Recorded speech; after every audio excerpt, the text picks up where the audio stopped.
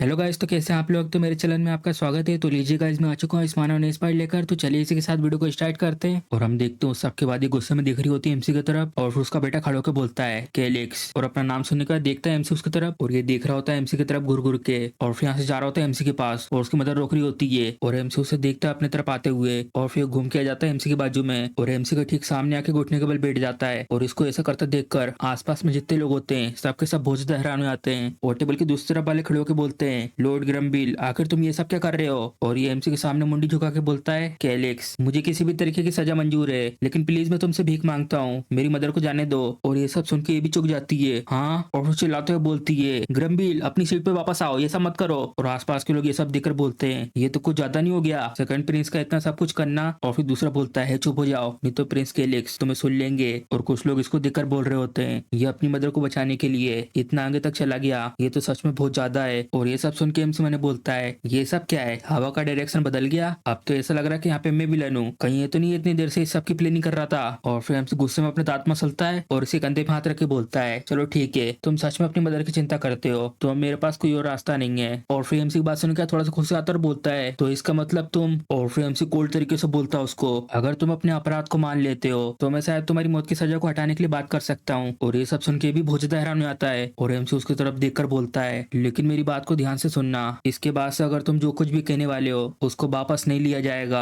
तो इसलिए सोच समझ के बोलना। और ये भी डर जाता है और बोलता है नहीं ऐसा नहीं हो सकता। और फिर इसकी मम्मी पीछे चिल्ला के बोलती है इसको ग्रैंडबीन आखिर तुम ये सब क्या कर रहे हो, ऐसा कुछ भी मत करो, इसकी बिल्कुल भी जरूरत नहीं है। और तुम केलिक्स तुम एक छोटे भाई हो, आखिर तुम्हारी हिम्मत कैसे हुई अपने बड़े भाई को ऑर्डर देने की। और काउंट के मुंह से ये सब सुनने के बाद आसपास में लोग बोलते हैं क्या कह रहे हो तुम, ये बड़ा भाई, मैं तो अभी भी ये देख के सरप्राइज हूँ कि तुम आसपास की हालत को अभी भी नहीं समझ पाई हो, आखिर तुम्हारी ऐसी हिम्मत कैसे हो रही है, तुमने पहले ट्राई करा प्रिंस केलिक्स को मारने का और उस सबके बाद भी तुम इस तरीके से एक्ट कर रही हो। और ये सब सुन के आदि मन्ने बोलते हैं अभी अभी तो हवा दूसरी तरफ चलना शुरू हुई थी, आखिर से ये सब बोलने की क्या जरूरत थी। और सामने से काउंटेस चिल्ला रही होती है एमसी को कैलिक्स है कैलिक्स तुम सुन पा रहे हो कि नहीं। और हम देखते हैं एमसी को नहीं लग रहा होता है और सामने की तरफ उंगली करके रसल की तरफ देखता है, और रसल भी समझ जाता है और बोलता है तुम दोनों सोल्जर जाओ और अपराधी को जाके अरेस्ट करो। और ये बोलते हैं ठीक है, और आ जाता है इस जगह पर। और ये काउंटेस उनकी तरफ देखकर बोलती है क्या रुक जाओ, आखिर तुम्हें पता भी है कि मैं कौन हूँ। और फिर देखता है अपनी मदर को और इसके मुंह में ये लगा दिया होता है जिससे बोल ना पाए, और वो कोशिश कर रही होती है बोलने की लेकिन कुछ नहीं बोल पाती, सिर्फ आवाजें आ रही होती हैं। और ये सब देखकर ये भी अपनी आंखें बंद कर लेता है और फिर एमसी से बोलता है चलो तो अब ये सब हो चुका है, चलो तो फिर ठीक है, मैं तुमसे एक और बार पूछता हूँ क्या तुम ये मानते हो कि तुमने मुझे मारने की कोशिश करी थी। और फिर एमसी की बात सुन के अपने दांत मसल के बोलता है मैं, हाँ मैंने करा था ये सब कुछ। और फिर एमसी मैंने बोलता है ऑफकोर्स तुमने करा था, अगर तुम ये मानते नहीं तो वो जो डोर में तुम्हारी तरफ देख रहा है वो तुम्हारी तरफ देखना बंद नहीं करता, तो इसका मतलब सब कुछ पहले से कैलकुलेटेड था। चलो ठीक है, मैं समझ गया जो भी तुमने कहा है। तो जबकि ग्रैंडबिन ने अपने अपराध को मान लिया है तो जो मेमोरी ऑफ अर्थ स्क्रोल है जो परिवार के सम्मान को मिट्टी में मिला सकता है उसको बंद कर ही रखा जाएगा। तो जबकि ग्रैंडबिन ने अपने अपराध को मान लिया है बिना किसी एविडेंस को दिखाने से पहले, तो इससे जो इसकी सजा है उसको कम कर दिया जाएगा। और इस सब के प्रूफ के लिए कि तुम आगे फ्यूचर में ऐसा कुछ भी नहीं करोगे, तो इस सब के लिए अपराधी को अपने मानव को खुद बंद करना होगा। और एमसी के मुंह से ये सुन के इसके पैरों के नीचे से जमीन खिसक जाती है और बहुत ज्यादा हैरान होकर बोलता है नहीं ऐसा नहीं हो सकता। और हमें बताते हैं इसके बारे में the kingdom of night rock kingdom, ये एक सख्त क्लास बेस्ड सोसाइटी थी जिसको नोबल नाइट, कामनर और स्लेव में बांटा गया था। और सिर्फ एक ही तरीका था नाइट का पार्ट बनने के लिए जो एक रूलिंग क्लास का पार्ट थी, और वो ये था कि तुम्हें माना को यूज करना था अपनी बॉडी को इनहेंस करने के लिए। और जो अभी इस समय की सोसाइटी है यहाँ पर माना गेट को बंद करने का मतलब डेथ पेनल्टी है। और फिर अपनी मदर की तरफ देखकर मैंने बोलता है मदर आखिर अब मैं क्या करूं। और ये सिर्फ उसकी तरफ देख पाती है और कुछ बोल नहीं पाती। और ये मन में बोलता है अगर मैं बंद नहीं करूंगा अपने माना होल को तो इसकी वजह से जो मोम का अपराध है वो सामने आ जाएगा और उन्हें दे दी जाएगी फांसी की सजा, और मैं ये सब कैसे भी करके नहीं होने दूंगा। और हम देखते हैं इसकी मोम को ये बहुत ज्यादा स्ट्रगल कर रही होती है यहाँ पर, और सोल्जर बोलते हैं प्लीज हिलिए मत। और फिर मैंने बोलती है ग्रैंडबिन माना होल को बंद करने का मतलब ये नोबल के लिए बिल्कुल एक डेथ पेनल्टी के समान है। और फिर इसी के साथ ही लंबी सी सांस छोड़ता है और बोलता है ठीक है, लेकिन जो प्रॉमिस है उसको हर कीमत पे बनाए रखना है। और असर बोलते हैं ऑफ कोर्स, ये लो ये रहा स्क्रोल। और वो लेता है इस स्क्रोल को ठीक है और आधा खोल के अपने मुंह में रख लेता है और खोलता अपने माना कोर को। और ये सब देखकर इसकी मदर रोते हुए मैंने बोलती है नहीं रुक जाओ ग्रैंडबिन, एक बार अगर माना होल बंद हो गया तो यहाँ तक कि जो ग्रैंड मास्टर है वो भी इसको ठीक नहीं कर पाएंगे, तुम्हारा फ्यूचर इसमें दाव पर है। और इस स्क्रोल में जो आधा कागज नीचे लटका हुआ था उसको ये फाड़ देता है, और तभी जो इसका माना होल होता है वो बहुत तेजी से घूमने लगता है और इसी के साथ बहुत तेज हवा चल रही होती है। और एमसी तो बिल्कुल शांत होकर दिख रहा होता है उसकी तरफ, और फिर एक आवाज आती है और जितनी भी हवा चल रही थी इतनी तेजी से सबकी सब रुक जाती है। और जो इसका जो है माना कोर है वो धीरे धीरे छोटा होने लगता है और इसका माना कोर धीरे धीरे गायब हो रहा होता है। और ये सब देखकर आसपास में जितने भी लोग बैठे होते हैं सबके सब बहुत ज्यादा हैरान हो जाते हैं। और फिर उसकी मदर बोलती है, इसी के साथ जो तुम्हारा माना होल है वो पूरी तरीके से बंद हो चुका है। और ये सब देखकर मैंने बोलता है, जैसा मैंने सोचा था ये तो उससे बेहतर तरीके से हो गया, अब मैं मदद कर सकता हूँ अपने मदर की। और हम देखते काउंटेस को,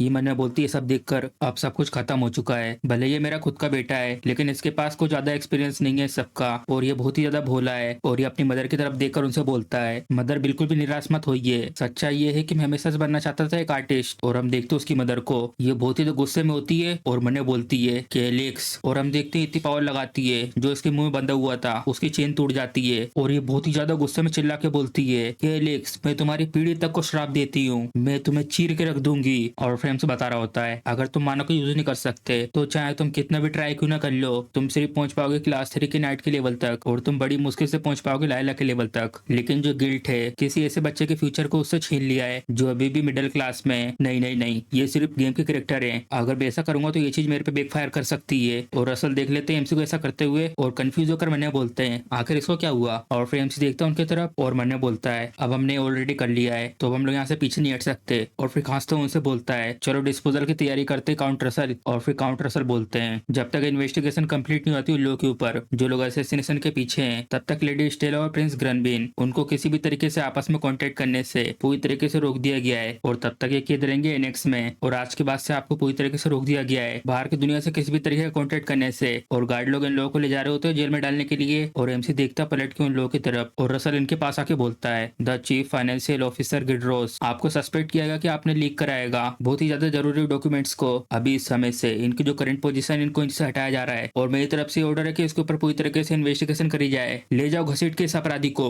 और फिर सोल्जर बोलते हैं ठीक है। और ये बोल रहा होता है, मैं उन सबसे अलग हूँ, प्लीज रुक जाओ। और वो गुस्से में सोल्जर से बोलता है, तुम लोली सोल्जर, आखिर तुम्हारी हिम्मत कैसे हुई मुझे अपने गंदे हाथों से छूने की। और ये सब सुनने के बाद सोल्जर भर के देता मुक्का उसके पेट में और सोल्जर ले जा रहे होते हैं इसे भी जेल में डालने के लिए। और एमसी ये सब देखकर मैंने बोलता है, तुमने बहुत अच्छा किया। और ये सब देखकर आसपास में लोग बोलते हैं, ये सब क्या हो रहा है, क्या ये सब कुछ हमारे साथ भी होगा, क्या हमें भी मिलेगी इस तरीके की पनिशमेंट। और लोग बात कर रहे होते हैं एमसी के बारे में, ना ही प्रिंस केलिस के पास टाइटल है और ना ही किसी तरीके का सपोर्टिंग ग्रुप, तो आखिर क्यों काउंट रसल किसी ऐसे की मदद कर रहे हैं। कहीं इसका मतलब जो पूरा का पूरा नाइट ऑर्डर है वो सबके सब प्रिंस के साथ तो नहीं मिल गए जो सक्सेसर को लेकर बात थी। अब वो देखकर लगता है सब कुछ खत्म हो चुका है। जो काउंट रसल है उन्हें जानबूझ के हमें ये सब दिखाया कि वो क्या कर सकते हैं, इसका मतलब ये वार्निंग है प्रिंस केलिस की तरफ से हमारे लिए। और फिर काउंट रसल बोलते हैं, सिक्योरिटी चीफ। और ये भी थोड़ा हैरान होकर बोलते हैं, हाँ तुम्हें सस्पेंड किया जा रहा है तुम्हारी ड्यूटी से और आपको सख्त कारावास में रखा जाएगा। और इसके अलावा प्लीज आसपास में लोगों के साथ बात करके किसी भी तरीके की मिसअंडरस्टैंडिंग खड़ी ना करें। और रसल की ये बात सुनने के बाद ये बोलता है, ठीक है मैं समझ गया। और रसल को ये सब करते देखकर ये लोग भी हैरान हो जाते हैं। और सामने से एक जन एमसी को बोलता है, मुझे माफ कर दीजिए, ये सब कुछ हुआ है मेरी मैनेजमेंट की वजह से, प्लीज अप्रूव कर दीजिए अपनी तरफ से मेरे रेजिग्नेशन को।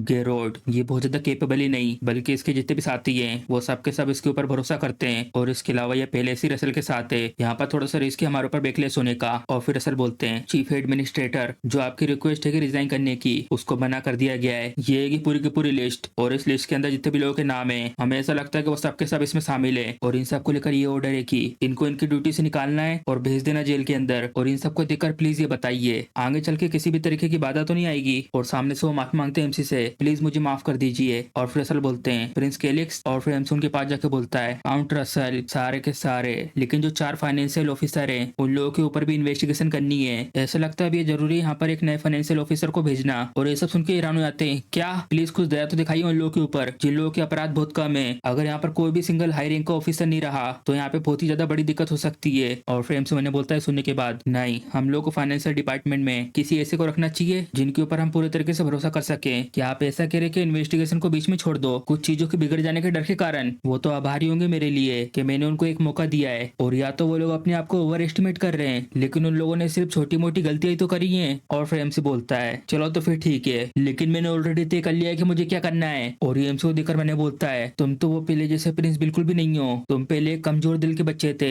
जो किसी भी तरीके का डिसीजन नहीं लेता था। और आसपास में लोग बात कर रहे होते हैं, अगर रसल सिंबल है मार्शल पावर का और गेरोड सिंबल है विद्वानता का, और अभी इस समय जो गेरोड है वो प्रिंस के सामने कुछ भी नहीं कर पा रहा है, क्या ये सब कुछ सच में हो रहा है। और इसी के साथ एमसी मुस्कुराता है, तो इसी के साथ जो पावर है सेकंड किंगडम की वो ऑलमोस्ट अब मेरी हो चुकी है, चलो तो फिर अब इसी के साथ देखते हैं। और तभी एक बहुत तेज रोशनी आती है और एमसी देखता है इसके स्टेटस को। और यहाँ पे जितने भी लोग होते हैं एमसी सबके स्टेटस को दिख रहा होता है और मुस्कुराते हुए मैंने बोलता है, ये तो इंटरेस्टिंग है। और सब लोगों के स्टेटस को खोलने के बाद एमसी पढ़ लेता सब लोगों की जानकारी को रसल ने जितने भी लोगों के नाम की लिस्ट दी होती है इनको, ये उन सारी लिस्ट को चेक कर रहे होते हैं और एमसी इनको देखकर बोलता है। गेरोड ने कहा कि इनको चेक करने में थोड़ा सा टाइम लगेगा और बाजू में दूसरे लोगों की तरफ देखकर बोलता है, लेकिन जो ये लोग हैं इनको पढ़ना तो बहुत ज्यादा आसान है और यहाँ तक कि जो इनके अपोजिट वाले ग्रुप हैं ये जरूर सारे के सारे एलिमिनेट हो जाएंगे और यहाँ तक कि उनकी पोजीशन कितनी भी ऊपर तक की क्यों ना हो, और स्पेशली वो लोग जो किसी काम के नहीं है। मैं सिर्फ उन लोगों को यूज करूंगा जो सर्वाइव कर जाएंगे लॉयल्टी कॉन्टेस्ट को। और एमसी को ऐसा स्माइल करते देखकर ये लोग मन में बोलते हैं, आखिर किस तरीके की स्माइल है, ये तो बहुत ज्यादा डरावनी है। और ये लोग मन में बोलते हैं, अगर प्रिंस केलिस को तुम पसंद नहीं आए तो लिटरली तुम अपनी मुंडी खो सकते हो।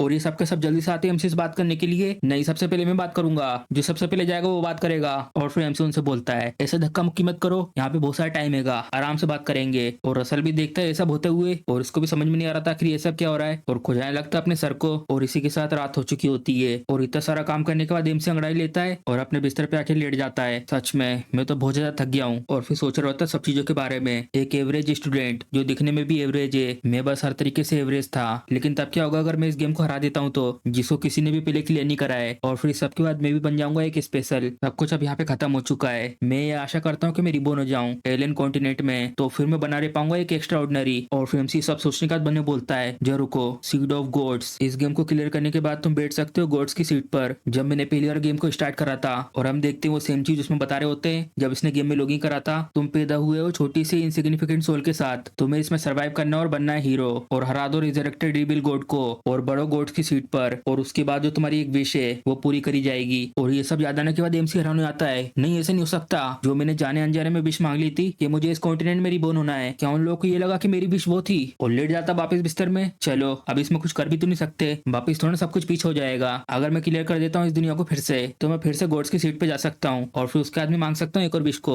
मैं डेफिनेटली क्लियर करूंगा इस दुनिया को। और ये सब बोलने के बाद सो जाता है और फिर सुबह हो जाती है और एमसी उठ के अपने हाथ पैरों को सीधा कर रहा होता है। चलो अब ठीक है, अब कहाँ से स्टार्ट करूँ मैं? सबसे पहले मुझे एरियल टेरिटरी के बारे में पता है, लेकिन मैंने कभी भी नहीं सुनाएगा सेकंड टेरिटरी के बारे में। आखिर ये जगह वैसे है कहाँ पर? चलो मैप में देखते हैं। और अचानक से एमसी के सामने स्टेटस के अंदर मैप दिखने लगता है और उस मैप के ऊपर लिखा हुआ होता है, तुम्हारे पास हिस्ट्री है कि तुमने कॉन्टिनेंट ऑफ एलियन को कॉन्करर कर चुका है, क्लियर बोनस। जितने भी मैप्स हैं सबके सब तुम्हें दिखाई देंगे। और ये सुन के एमसी खुश आता है, वाह सीरियसली, ये तो बिल्कुल एक ट्रेजर की मैप की तरह है। ये सारे के सारे डंजन और ये रास्ते ये सब के सब दिखाई दे रहे हैं इस मैप में। ये तो बिल्कुल उस गेम की तरह फीचर्स हैं जो क्लियर बोनस है। इसके बारे में किसी को इसलिए पता नहीं है क्योंकि पहले कोई भी इस गेम के एंड तक पहुंचा नहीं है। इस मैप के अंदर जितने भी मार्केंगे सबके सब दिखाई दे रहे हैं और इसमें वो भी इन्फॉर्मेशन दिखा रहे हैं जिसके बारे में मेरे को पहले पता नहीं था। अब तो सब कुछ मेरे लिए बहुत ही ज्यादा आसान है। जरा रुको, आखिर ये कौन सा साल है? Imperial year 289। हाँ, जो हीरो डेस्टिनी वो तो स्टार्ट होगा इंपीरियल ईयर 294 में। तो मुझे पता नहीं था पहले एरन और सेकंड टेरिटरी के बारे में। हाँ, जरा रुको, कहीं इसका मतलब जो मेरे पास टेरिटरी हैगी वो 5 साल बाद गायब हो जाएगी? आखिर ये सब क्यों ना था? हाँ, मुझे याद आ रहा है कि रसल ने बताया था कि हमारी फाइनेंशियल कंडीशन बहुत ज्यादा बेकार है, शायद इसी की वजह से मैं ऑलमोस्ट मारा गया था और यहाँ तक कि हम लोग एक मेड को भी अफोर्ड नहीं कर सकते। चलो एक बार नजर डालते हैं फाइनेंशियल स्टेटस विंडो पर। और अचानक से एक भूत तेज आवाज आती है और ये सुन के एमसी बोलता है, क्या